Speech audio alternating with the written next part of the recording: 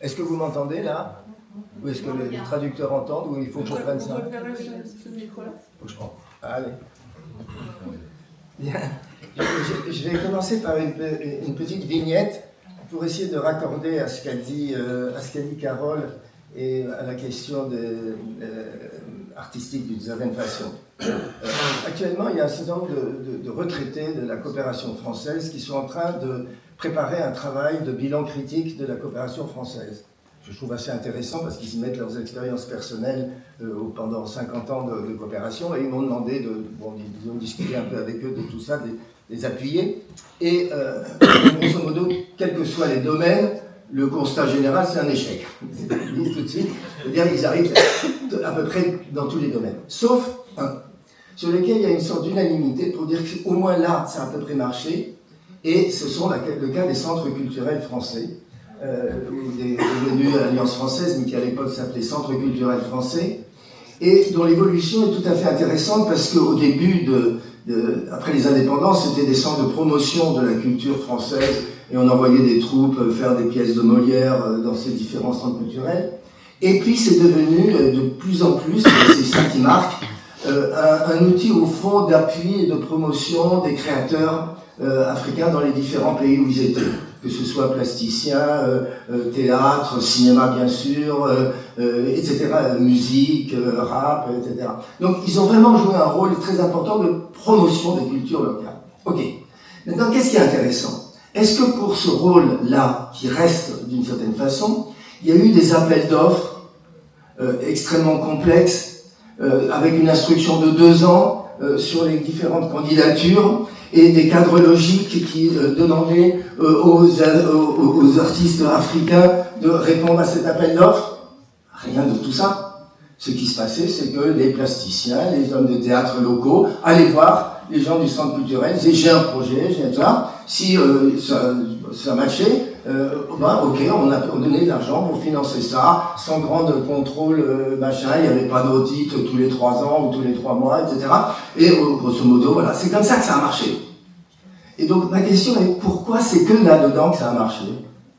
Pourquoi il n'y a que dans le domaine culturel que l'aide au développement, comme on dit, ou la coopération est partie des initiatives des acteurs locaux? Dans les autres domaines, c'était toujours la logique des projets extrêmement lourds et extrêmement complexes. Alors, je vais vous donner un autre exemple, alors, d'une certaine façon inverse, c'est un exemple positif, un exemple négatif, là j'en manque pas. C'est un appel d'offres de l'initiative 5%, qui est dépendante à Expertise France, qui est donc rattachée maintenant à l'Agence française de développement, donc on est vraiment dans l'institution de développement typique, sur les innovations en Afrique en particulier. Et un laboratoire africain soumet un projet assez original qui portait sur les innovateurs de l'intérieur des services publics. Tout le monde se fout, on voit bien qu'il y a des innovateurs dans le domaine de la culture, ça, il n'y a pas de problème. On en reconnaît, les agronomes reconnaissent qu'il y en a dans le domaine de la petite exploitation rurale, mais dans le domaine du service public, personne ne s'occupe de savoir s'il y a des innovateurs. On considère de toute façon que c'est partie perdue. Et en fait, ce laboratoire avait mené et voulait développer une étude sur les innovateurs intérieurs des différents services publics, santé, éducation, justice, etc.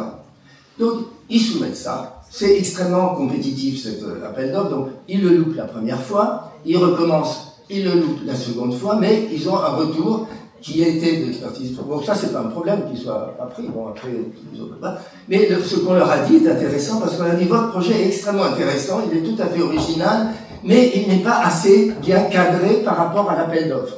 Je vous conseille d'aller voir, pour soumettre une 3e fois, aller voir un cabinet, un bureau d'études spécialisé dans la réponse aux appels d'offres. Ce laboratoire avait des chercheurs qui tous étaient entre bac plus 10 et bac plus 40. Et donc ils n'étaient pas capables de répondre suffisamment dans le cadrage à un appel d'offres malgré le projet intéressant. Vous imaginez, si on avait fait ça avec les artistes, ça aurait été une catastrophe totale. Donc pourquoi c'est ça? Alors, je ne vais pas vous cacher que ce laboratoire, c'était celui auquel j'appartiens, qui est de l'ASDEL, qui est un laboratoire de chercheurs nigériens et béninois pour l'essentiel, et au fond qui s'est créé, juste quelques mots là-dessus, on a commencé au départ, disons en 2001, avec une préhistoire un peu avant, Donc ça fait 25 ans qu'on a une quarantaine de chercheurs béninois et maliens dans le laboratoire. Et on avait créé au départ, à quelques-uns, pour essayer de faire exister une recherche en sciences sociales de qualité en Afrique. De qualité, c'est-à-dire capable de jouer en première division internationale et pas en quatrième division locale, si vous voulez. Et dans un monde où actuellement, les productions de connaissances étaient surtout, le monde du développement, surtout des consultants, surtout des bureaux d'études. Donc avec l'ensemble des perspectives et des visions qu'avaient les experts internationaux, grosso modo, qui commanditent les consultants. Donc, on voulait de la recherche de qualité. Donc ça fait maintenant 25 ans. On n'est plus les seuls, il y en a d'autres maintenant. On est en train d'essayer de faire une sorte de consortium de différents laboratoires dans 7 ou 8 pays d'Afrique en sciences sociales qui travaillent comme nous, dans différents domaines, santé, justice, éducation, sécurité, collectivité locale, développement rural, et j'en passe. Mais au fond, ce qui nous intéressait le plus pendant toutes ces années, ça a été comment fonctionnent les projets de développement sur le terrain, comment fonctionnent les politiques publiques nationales ou internationales. Les projets de développement, c'est jamais des politiques publiques faites par des experts extérieurs. Et grosso modo, comment fonctionnent surtout les services publics au quotidien. La réalité quotidienne d'un service public, dans une formation sanitaire, d'un tribunal de province, d'un commissariat, etc., etc. Ok.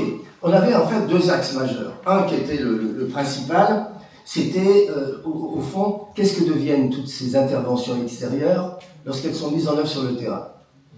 Ça a l'air tout simple, sauf que il y a très peu de travaux solides qui étaient menés à l'époque sur qu'est-ce qui se passe pour de vrai, en quelque sorte, dans le monde réel, quand arrive un projet de développement, une politique publique, etc.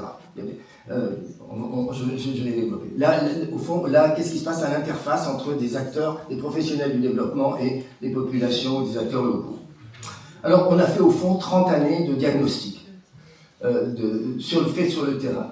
De diagnostic sans aucune complaisance, sans non plus polémique. Le problème n'était pas ça. C'est de dire, voilà exactement ce qui se passe en quelque sorte pour de vrai. Ça voulait dire documenter tous les écarts qu'il y a entre un projet tel qu'il est sur le papier et un projet tel qu'il est mis en œuvre sur le terrain. Ce qu'on appelle en anglais implementation gaps. C'est un vieux concept, mais qui est toujours assez opérationnel. Il n'y a pas de projet, il n'y a pas de politique publique qui, lorsqu'elle est mise en œuvre, ne connaisse pas les écarts entre ce qui était prévu et ce qui se fait vraiment. C'était aussi documenter, donc d'une certaine façon, les effets inattendus. Tous les projets de développement, toutes les politiques publiques sont ciblées et font toutes les évaluations sur les effets attendus. Dans quelques mesures, les effets sont attendus un peu, beaucoup, passionnément, à la folie, à tel moment, à tel moment. Mais les effets inattendus, aucun des indicateurs habituels n'est capable de voir ces effets. Or, ces effets inattendus sont innombrables dès lors qu'une politique publique arrive sur le terrain, parce que les gens qui sont dans les contextes locaux n'ont pas les mêmes intérêts, les mêmes logiques, les mêmes visions des choses, le même vocabulaire que ceux qui ont formaté à Washington, à Paris, à Bruxelles ou n'importe où ces fameux projets ou politiques publiques. Voilà. Il nous semblait au fond que ces diagnostics étaient indispensables pas simplement pour des projets de connaissance, mais aussi pour des projets d'action, pour des projets civiques, si on veut le dire. On était concerné par réformer les services publics au Niger, qui marchent très mal. Donc on voulait aboutir. Mais on pensait que ces diagnostics sont indispensables. Ça semble presque du bon sens, quoi. Comment vous voulez réformer ou améliorer les choses sans diagnostic sérieux? Sauf que le monde du développement n'est pas du tout, de façon, disons, systémique, c'est pas vrai, il y a des acteurs du développement qui sont parfaitement conscients de ça, mais d'une certaine façon, le monde du développement n'est pas prêt à tirer les leçons de ces diagnostics.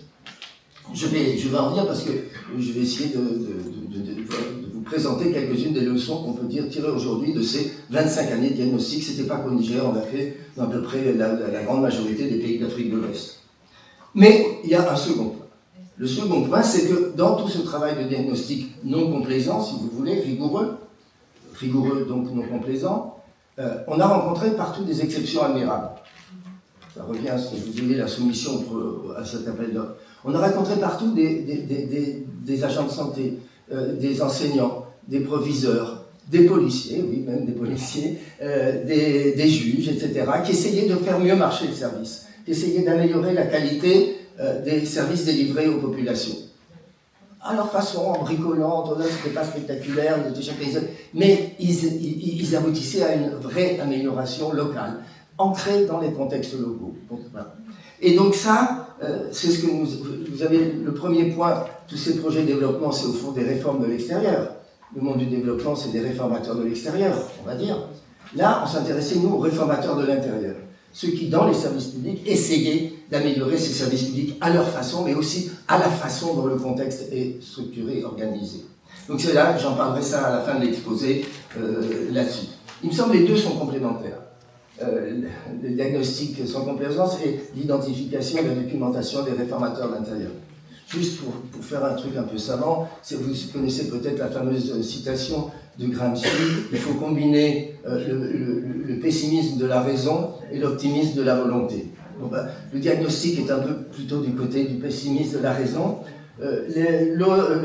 La recherche des réformateurs et surtout le soutien à ces réformateurs est un peu plutôt du côté de l'optimisme de la volonté, mais il faut toujours, à mon avis, concilier les deux. Donc, quelle leçon tirer de ces 25 années de diagnostic? Bon, d'abord, je vais parler du contexte général et après le fonctionnement de l'industrie. Contexte général, on peut assez vite passer parce que c'est un peu évident. Malgré différents succès, on va prendre un terme de stratégie militaire, malgré différents succès tactiques, on ne peut pas nier, dans 60 ans d'aide au développement, il y a des échecs stratégiques massifs. Ces échecs massifs, il y en a 3 qui sont évidents. Le premier, c'est tout ce qui concerne la création d'emplois et la pauvreté, qui vont ensemble. Il y a actuellement un chômage massif dans l'ensemble de nos pays, au Niger comme ailleurs. Chômage massif, non seulement identifié, mais surtout caché. Le chômage massif dans les campagnes, où il y a un chômage massif caché. On chante les louanges du secteur informel, mais il montre aussi des formes de semi-chômage et de précarité énormes. Et donc, c'est pour ça que je mets pauvreté avec chômage et emploi, parce que ça me semble indissociable. On ne peut pas traiter la pauvreté sans traiter le problème des emplois et des chômages. Et après 60 ans, c'est une catastrophe, on va dire. Deuxièmement, les services publics. Les services publics étaient vraiment une demande. Il y a une demande de services publics chez nos concitoyens énorme. On a une demande de santé, une demande de sécurité, une demande de justice, et qui n'est pas satisfaite. En 25 ans, je crois que je n'ai jamais vraiment rencontré dans nos milliers d'entretiens un usager d'un service public heureux, content et qui dit c'est super. Je vous le jure. Alors c'est étonnant parce que si vous prenez les sondages d'opinion, Infobaromètre, on trouve 40% de Nigériens qui disent qu'ils n'ont jamais vu la corruption. Moi, j'ai jamais vu un seul Nigérien qui n'ait pas vu de la corruption tout le temps, etc., etc. Donc, vous voyez la différence entre les sondages d'opinion et la méthode quand on fait du qualitatif sérieux et dans les contextes que l'on connaît directement. Alors, service public, voire délabrement. L'éducation, c'est peut-être le pire. Si là, j'ai déjà fait le coup souvent au Niger, j'ai une assemblée de cadres nigériens, et je dis, levez-moi la main, tous ceux qui mettent leurs enfants à l'école publique. Je vous jure, il n'y en a pas un ou deux, plus de un ou deux qui lèveraient la main. Tellement c'est mauvais. Ils mettent tous, même les petites bourgeoisies urbaines, mettent ses enfants dans une école privée, tellement l'école publique est délabrée. Donc voilà, il faut regarder ça en face. Donc là aussi, malgré toute l'aide au développement déversée dans l'aide aux services publics, le bilan aujourd'hui est très mauvais. Et le dernier point, c'est évidemment la dépendance à l'aide. Vous vous rappelez cette fameuse phrase de Sankara, il nous faut une aide qui nous permette d'échapper à l'aide. On en est loin, c'est-à-dire que l'addiction à l'aide ou le truc est vraiment un phénomène.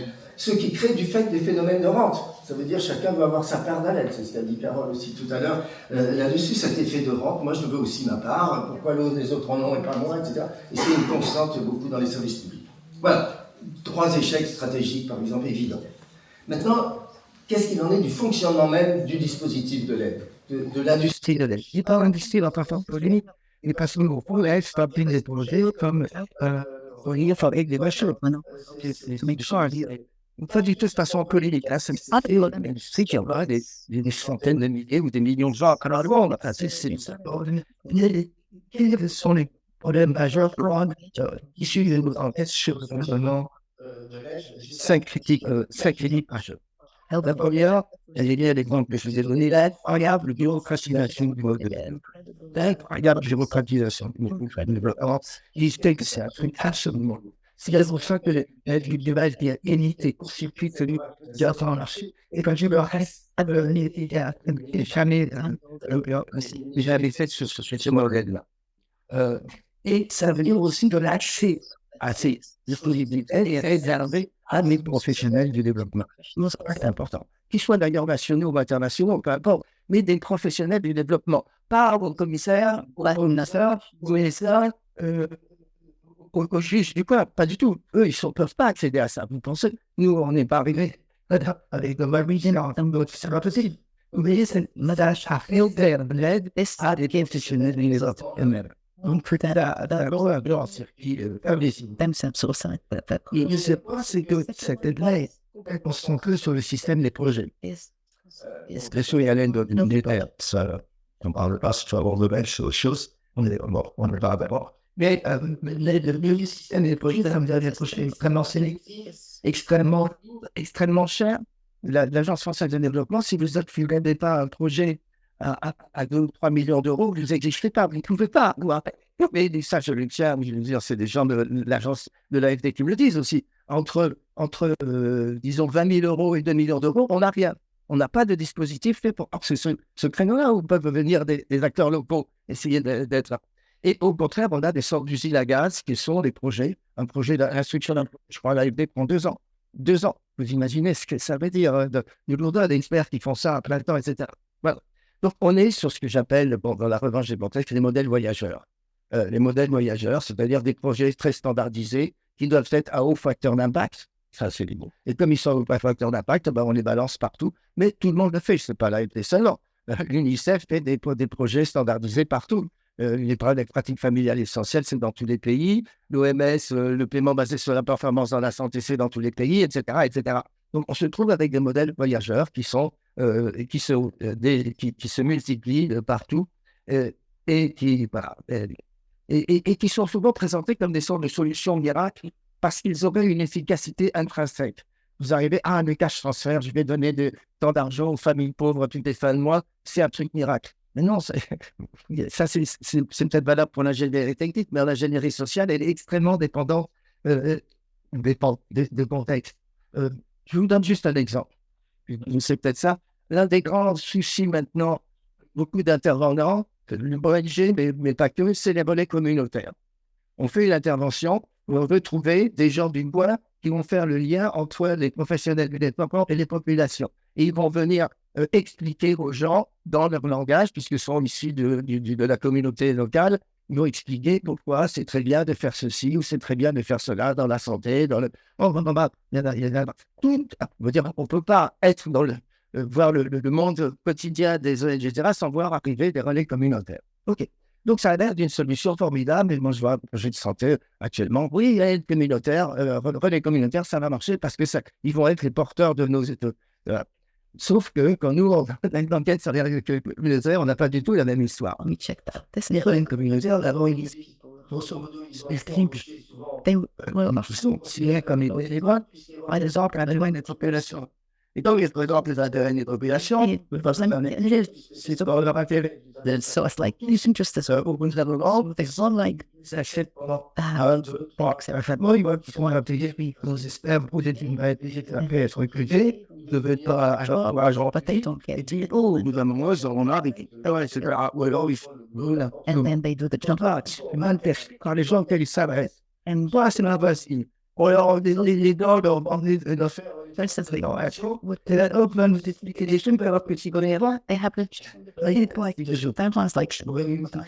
vais pas vous détailler tout ce qu'on a fait sur les relais communautaires, mais vous voyez bien la différence qu'il y a entre le côté c'est une solution miracle que effectivement beaucoup d'ONG promeuvent, et dès qu'on creuse un peu, dès qu'on est sur le terrain, dès qu'on discute avec les ménages, avec les relais communautaires eux-mêmes, etc., on voit que non, c'est pas du tout ce truc, c'est pas si simple, c'est pas si merveilleux, c'est pas si voilà, etc. Et troisième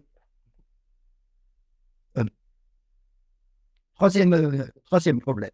Énorme difficulté du monde de développement à regarder en face les problèmes réels du monde des bénéficiaires ou du monde des cibles, comme vous savez, ou du monde des destinataires de l'aide. C'est-à-dire prendre en compte le monde réel et des choses qui semblent extrêmement compliquées parce que le monde du développement n'est pas le monde réel. Et il y a un manque d'embrayage entre ce monde du développement qui fonctionne un peu en circuit fermé et le monde réel qui lui-même est décroché de ça. Il n'y a pas l'embrayage de ça. Un peu ce que Carole disait lorsqu'elle disait le langage du développement brouille la réalité. Bon, je le prends d'une autre façon. La réalité est opaque au monde du développement. C'est l'autre face de la même médaille, si vous voulez. Ça veut dire que, bah, quand, un exemple, euh, on a été faire au Congo, bon, c'est assez rare que quand je suis en Nigeria, on est parti aller faire une recherche au Congo sur les filets sociaux. Filets sociaux faits par la Banque mondiale et puis l'AFD s'est mis là-dedans aussi. Il considère ça comme un grand succès, une innovation majeure parce que le projet de la Banque mondiale est dirigé par un Congolais qui lui-même est issu du ministère des Affaires sociales, donc ça montre une appropriation nationale. Le projet devait être financé par 30% par le gouvernement congolais et il était mis en œuvre sur place par les multiples, disons, animateurs sociaux parce qu'il y a un maillage d'animateurs sociaux au Congo, Brazzaville, qui est. Donc, ils étaient très contents de leur histoire. On arrive, et puis on voit que rien ne se passe comme ça. Le fait qu'il y ait un directeur congolais du projet n'était pas du tout un adoucisseur ou un truc. C'était au contraire, ça crée des jalousies terribles avec ceux du ministère qui n'avaient pas été pris et qui ne voyaient pas pourquoi leur collègue, tout d'un coup, gagnait 3 fois plus qu'eux, avait une voiture de service, etc., alors qu'ils s'estimaient aussi compétents que les 10 collègues. Et donc, dans le ministère, on sabotait plus ou moins le projet tant qu'on faisait. L'État congolais qui avait dit qu'il allait payer, là, j'allais payer un sou sur le 20% qu'il devait payer, et surtout les travailleurs sociaux, si vous voulez, qui devaient mettre en œuvre ce projet, disaient, mais on y a plus de boulot dans ce projet et ils ne payent pas. Or, on sait que c'est un projet de la Banque mondiale, on est dans l'histoire de rente, c'est un projet de la Banque mondiale, ils se sucrent là-haut, et nous qui faisons tout le boulot, on touche rien. Voilà. On dit ça, on le montre. Alors, on monte des entretiens, on fait faire notre boulot, on le montre, on lui dit, qu'est-ce qui se passe? Je suis désolé. Je suis toujours. C'est bien passant.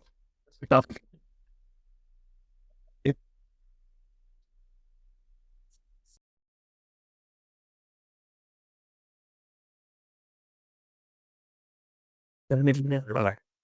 Alors, c'est un truc qui m'arrive régulièrement parce que je demande toujours aux étudiants de fermer leur téléphone et à tous les coups, il y a le mien qui sonne après.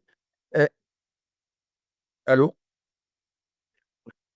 Au téléphone.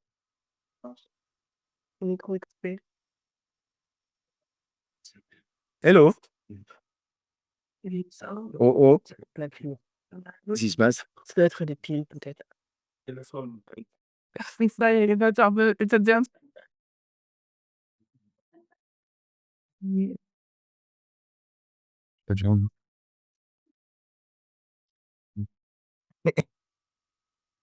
y en a une message.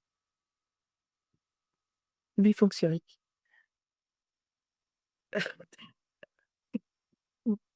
Merci. Donc, OK, on montre tout ça et on fait un rapport là-dessus qui rend complètement fou de rage le responsable de ce programme à l'AFD, qui veut plus entendre parler de nous voir, qui a refusé des entretiens, y compris sur ce rapport où on voulait lui avoir des réactions et quand on a fait une restitution à l'AFD elle-même, alors qu'il est responsable de projet, a refusé même de venir. Vous voyez? Et ça, c'est un cas, je dis ça parce qu'il y a plein de gens à l'AFD qui ne sont pas comme lui, on est bien d'accord. Mais c'est un truc qu'on a trouvé dans plein de cas. C'est-à-dire beaucoup de nos diagnostics ont été très mal vus, que ce soit par le ministère nigérien. On est en train de gâcher leur histoire, on met du sable dans leur couscous, à cause d'eux, on donne une mauvaise image du pays, etc. Ou bien par les institutions de développement, parce que quand on dit quelque chose, on montre que le projet ne marche pas si bien qu'il le dit, ben, ça veut dire que les projets sont évalués sur leur réussite. Et les gens qui sont à la tête des projets sont évalués sur la capacité à diriger des projets qui sont des réussites. Si on commence à montrer que ce n'est pas des réussites dans un monde où tout est valorisé que par la réussite des objectifs de départ, évidemment, ça pose des problèmes. Donc, on se trouve finalement avec des problèmes, disons, des difficultés de dialogue avec les institutions de développement sur la base de nos diagnostics. On montre qu'il y a des problèmes. On montre qu'il y a des malentendus, on montre qu'il y a des discordances. Ça, c'est la vie réelle, c'est la vie de partout, du quotidien. Donc, on montre la vie réelle et évidemment, ça ne leur plaît pas. Donc, vous voyez, ça renforce le fait que la vie réelle est mal accueillie, disons, dans le monde du développement, parce que ça crée, c'est une vie qui n'est pas simple, qui n'est pas aussi merveilleuse que ce que l'on dit. euh, et qui n'apparaît effectivement jamais dans les rapports. Sans les rapports, dans les évaluations, vous n'avez jamais rien de ce que sont nos diagnostics, je vous le jure. 25 ans de diagnostic, on n'avait jamais dans les rapports officiels, tout ceci n'apparaît.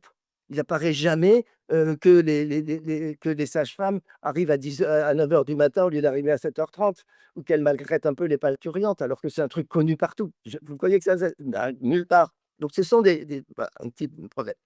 Euh, et les indicateurs chiffrés, je vous l'ai dit, sont centrés sur les objectifs attendus. Plus un indicateur chiffré, ça décontextualise. Donc rien ne reste dans les chiffres de ce qu'a été le contexte de départ. Mais c'est dans les contextes de départ que nous, on voit ces problèmes. Si on n'est pas là, si on n'est pas dans les formations sanitaires, si on n'est pas dans les tribunaux, si on n'est pas dans les commissariats, on ne peut pas le voir ça. C'est notre boulot d'anthropologue d'être dans ces lieux-là. Le dernier point, le quatrième point, pardon, c'est la communication des institutions de développement, puisque vous êtes dans une communication concernés par la communication. C'est incroyable à quel point la communication des institutions de développement est centrée sur les belles histoires, les contes de fées, les récits absolument merveilleux. Si vous avez 2 secondes, un peu plus, je vais vous citer quand même un truc parce que je le trouve il était dans la revanche. Justement sur les filets sociaux par les transferts monétaires, une brochure de la Banque mondiale. Dans une petite bouteille, il y a un quiz de Sierra Leone, Salama tout bon, venez souvent perdre des pieds et des mains pour noter ses enfants. Mettre 35 000 pour le version acheter à l'échelle du village, c'est déjà suffisant. Je vais le maxer d'argent, on fait personne de votre cheville, se souvient-elle. Mais Dieu t'a changé. Lorsqu'elle a commencé à recevoir 10 $ par mois dans le cadre d'un programme de protection sociale ciblant les familles extrêmement pauvres. Payer les frais de scolarité et investir dans son commerce. Puis, lorsqu'un drame, utiliser l'argent pour la reconstruire tout en veillant à ce que ses enfants restent bien nourris et scolarisés. Avant de rejoindre le programme, on va de la Banque mondiale, hein, je vais dire, mais maintenant, je peux visiter tous les jours et donner à manger à mes enfants avant et après l'école. Salabantou Bangoura est l'une des 2,5 milliards de personnes dans le monde qui bénéficient des filets de protection sociale, etc. Je vous passe la fac. C'est comme ça.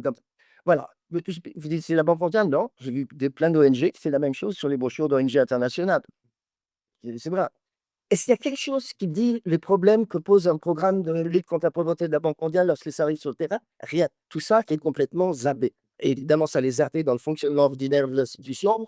Évidemment, ça l'est encore plus dans la communication, que dans la communication officielle. Dernier point, et c'est un peu, je vous ai dit, mais je vais l'isoler.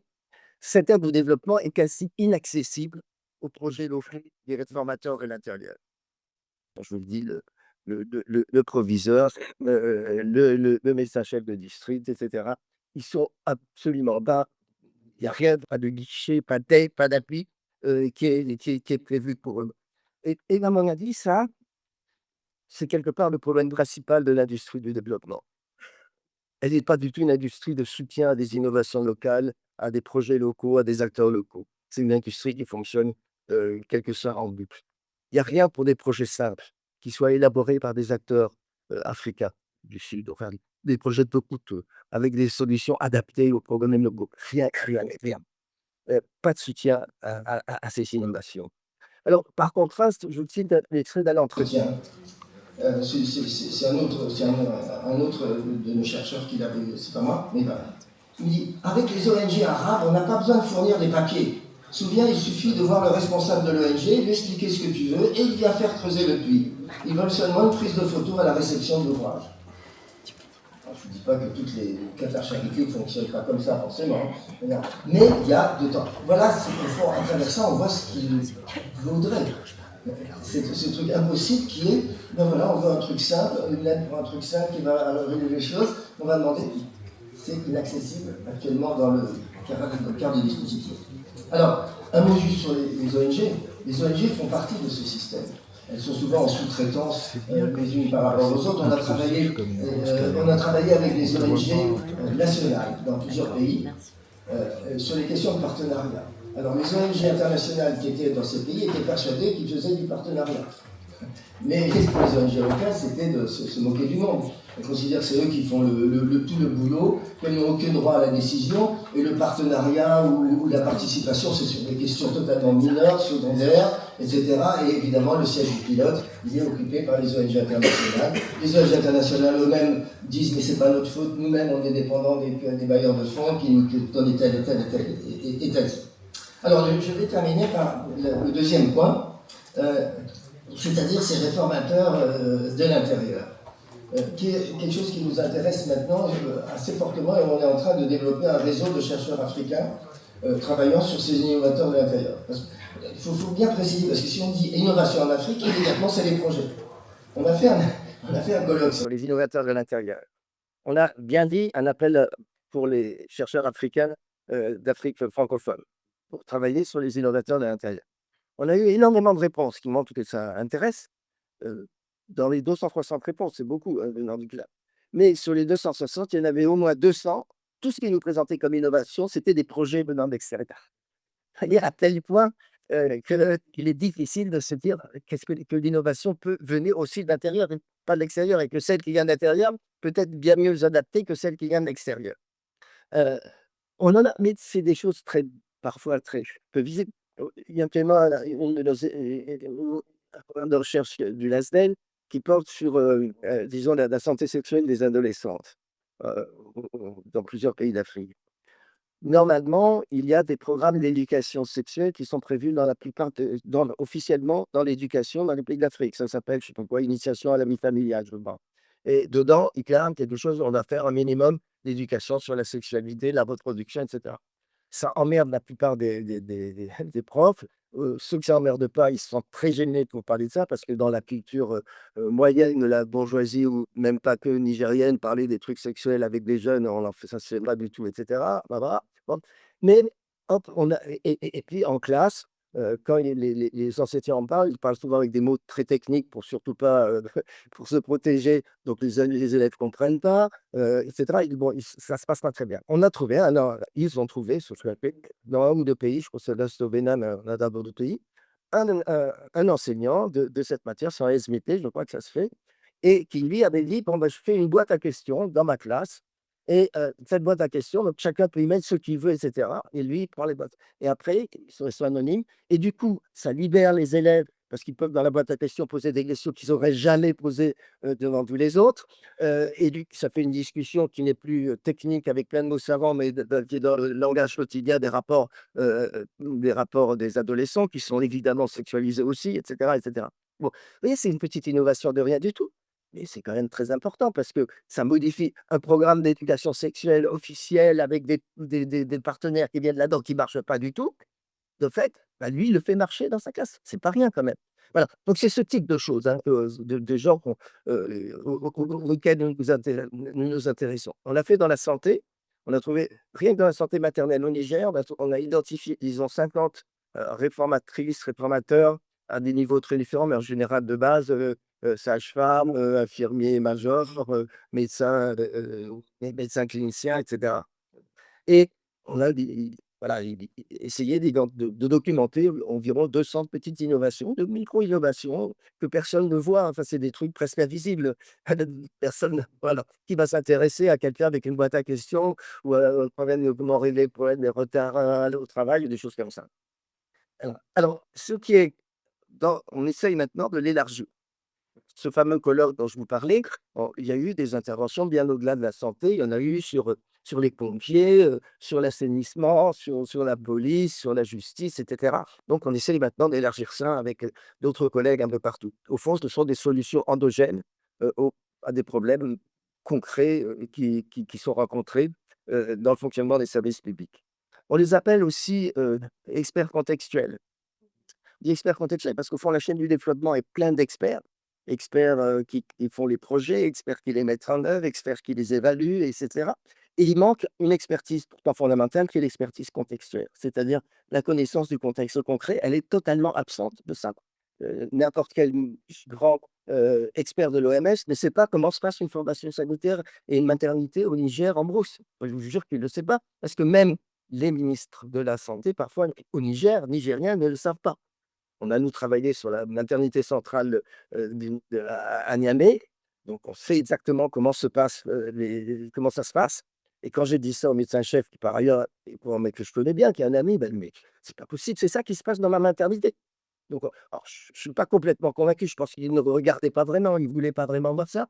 Et puis, il ne savait pas non plus. Donc, ça veut dire à quel point tout ce qui est la vie réelle a du mal à émerger dans, la, dans la chaîne, si vous voulez, de décision de ça. Le dernier point sur ces innovateurs, ils ont aussi un énorme atout, c'est que bien souvent, que ceux qu'on a repérés font marcher des projets de l'en extérieur parce qu'ils les adaptent de façon créative au contexte. Vous voyez? Donc, alors, c'est assez intéressant. Là aussi, un exemple. Il y a un hôpital au Niger, à Tawa, où il y a 40 ans, il y a eu un projet de la Banque mondiale. Non, un projet, je crois que c'est la Banque mondiale. Vous voyez, je ne dis pas que du mal de la Banque mondiale, parce que ce projet a été considéré comme marchant très bien. C'était assurance qualité, ils appelaient ça. Donc, c'était trouver des mécanismes d'amélioration de la qualité des soins. Et le problème majeur du système de santé, c'est la mauvaise qualité des soins. Donc, c'était pas mal. Mais il a bien marché, je l'ai considéré comme étant été un succès. Mais surtout, nous, maintenant, quand on travaille dans l'hôpital de Tremblayville, on envoie encore des réformateurs dans cet hôpital. Comme s'il y avait une chaîne de réformateurs qui s'était poursuivie pendant 40 ans. Et en fait, si ce projet a bien marché, c'est pas forcément parce que l'assurance qualité, c'est un truc miracle, un modèle miracle. C'est parce que dedans, à l'hôpital d'Ottawa, il y avait des réformateurs déjà qui se sont appropriés, pas au sens du développement, mais au sens réel, approprié cette histoire, l'ont modifié, un peu adapté autrement, et on fait marcher ce projet. Tandis qu'un projet de l'extérieur marche, c'est souvent parce qu'il y a, ou voire principalement parce qu'il y a des réformateurs de l'intérieur qui le font marcher en l'adaptant. Parce que si on n'adapte pas, il ne peut pas marcher. Voilà. Alors, juste pour conclure, parfois bon, je suis ça arrive disons relativement souvent discuter avec des gens d'ONG ou dans les commissions scientifiques de différentes ONG de développement en France et qui me demandent: «Mais bon, d'accord, c'est bien joli, qu'est-ce qu'on peut faire? Comment?» Alors moi, ce que je leur dis, grosso modo, c'est 2 choses. Et je sais que vous êtes contraints par les bailleurs de fonds. Je sais que vous avez besoin d'alimenter des projets, et cetera. Mais essayez quand même, le plus possible, de porter aussi, même si ce n'est pas avec beaucoup d'argent, de soutenir des projets portés par des acteurs locaux, amenés par des acteurs locaux. Et bien que ce soit des ONG toutes participationnistes, pleines de bienveillance, disons, décoloniales si vous voulez, ou tout ce que vous voulez, elles ont beaucoup de mal à faire ça. Donc c'est pas énorme, parce que quand il y a un projet adapté, ils pensent toujours des projets qu'eux ont fait, mais dans lesquels ils vont associer des gens. C'est pas, on ne parle pas de ça. On parle de projets qui ont déjà des gens locaux et qui ne s'expriment pas forcément bien, qui ne sont pas capables de répondre avec un programme bien structuré, mais leur idée est bonne. Est-ce que ça, vous ne pouvez pas commencer à essayer, au moins expérimentalement, de les appliquer? Et la seconde chose pour leur dire, c'est quand vous travaillez dans un pays, prenez contact avec des chercheurs locaux compétents sur vos sujets. Il y a maintenant dans tous les pays africains de bons chercheurs en sciences sociales. Il commence à y avoir des bons laboratoires de sciences sociales. Partout, tout le monde n'est pas bon, comme partout. Il y a des mauvais et des bons chercheurs en France, comme au Niger, hein. C'est pas assez évident. Mais voilà, essayez de prendre contact. Si vous voulez, même vous pouvez nous dire, on peut vous mettre en contact. Si vous êtes tel pays, on connaît à peu près ceux qui font du bon travail là-bas. Et là, ils peuvent cette expertise contextuelle qui vous manque complètement, parce que les gens des ONG, même quand ils résident sur place, ne connaissent pas tout ce que je vous dis, jamais. Eh ben, par contre, eux, ces chercheurs le connaissent, c'est leur métier de le faire. Ça fait 40 ans, 20 ans, 10 ans qu'ils sont là-dessus, et cetera. Travailler avec eux. Alors, je rajoute, pour ça, comme c'est une ONG aujourd'hui, je me dis aussi, au cas où vous me le demanderiez, mais je peux ajouter une chose concernant la communication. Euh, je pense qu'il y a un problème justement sur faire connaître les diagnostics de terrain. Faire connaître ces diagnostics de terrain, les vraies difficultés qu'on rencontre dans les hôpitaux, dans les SMIC, dans les tribunaux, ces vraies difficultés du quotidien, faire connaître tous les travaux qui en rendent compte, là aussi, c'est un trou noir actuellement dans les littératures sur le développement. Il y a très peu de choses et très peu d'écho à ça. Et je pense que ça, c'est quelque chose qui serait importante. Deuxièmement, essayer de faire connaître, quand c'est documenté, ce que font ces réformateurs internes. Pas comme le truc de l'OMC avec Salamatou Bangoura, qui, grâce au programme, sort de tout qualité.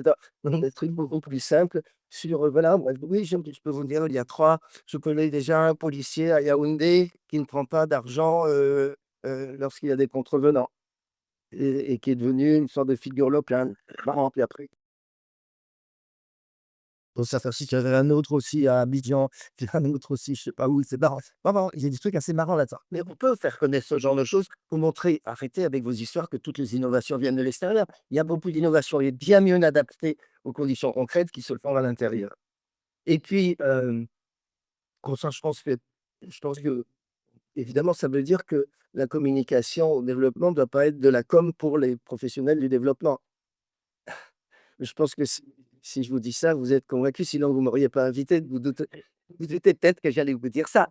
Donc effectivement, la communication sur le développement, si c'est une communication au service des institutions de développement et qui fabrique des belles histoires, comme Salamatou Bangoura, c'est pas la peine, quoi, je veux dire. Mais, celle qui peut justement documenter ses rénovateurs de l'intérieur, ses pays de bar et cetera, devient quelque chose et faire connaître les difficultés réelles.